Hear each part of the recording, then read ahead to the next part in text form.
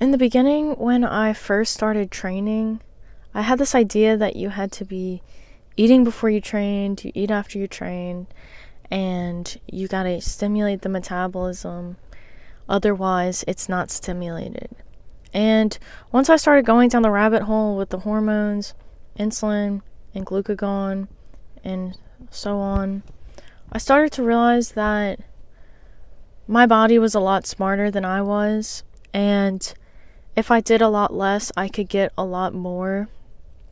So my first fasting regimen looked something like I at least waited till, well, I was waking up earlier. It didn't matter. I've always been a fan of eating at night.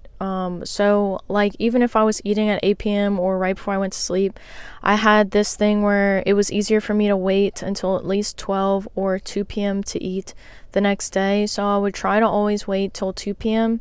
and then break my fast so that I could be in the fasted state. My immune system could work. My body could work on this repair mode for a little bit longer. Because essentially we're supposed to go through our repair mode when we sleep. However, a lot of people do not have this spike in melatonin at night. We just stay constantly stimulated with our insulin and our growth factors up and on.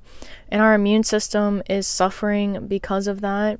So I decided that I was going to give my body a break. I was going to give my digestive system a break, help my immune system out by consolidating the time that I ate. So even if I was stuck with a habit of eating late, I would be eating from 2 to 8 p.m. instead of eating all day long. And it might not sound like a big deal, but it's a massive difference.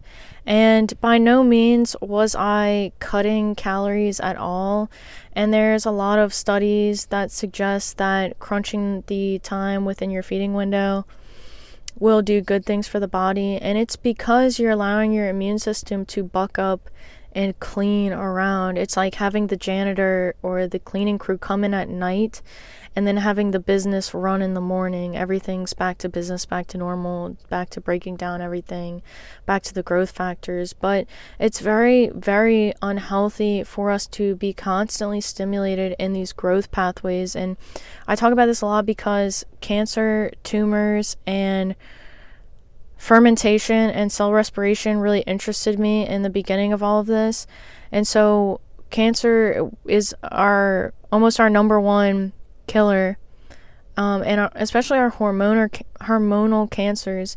And these are due to elevated growth factors being turned on all the time and not being able to have these immune regulators come in, like melatonin, come in and clean the house every day. Because we're all going to go through these ups and downs, and everybody's going to age. And a lot to do with mental health, like not having the ability to clean up and clean the house and feel good for the next day. This is why we're suffering so much with our mental health, I personally believe.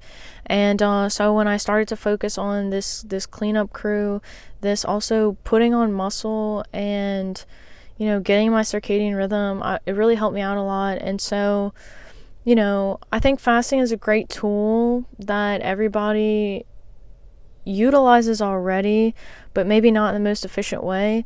So I see things sometimes on the internet that says that fasting is bad for women, and I would just not listen to that advice at all, because we fast every night that we go to sleep.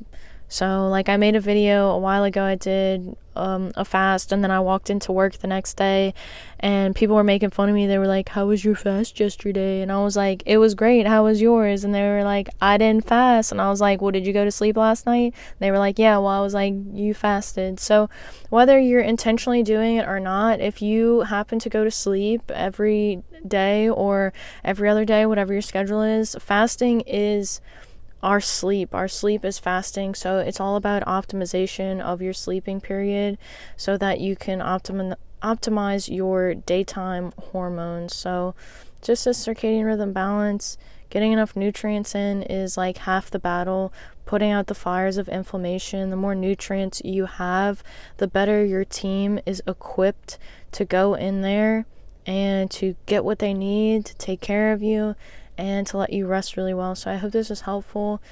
And, stay away from extremes. If you like this video, like, share, subscribe, and good luck.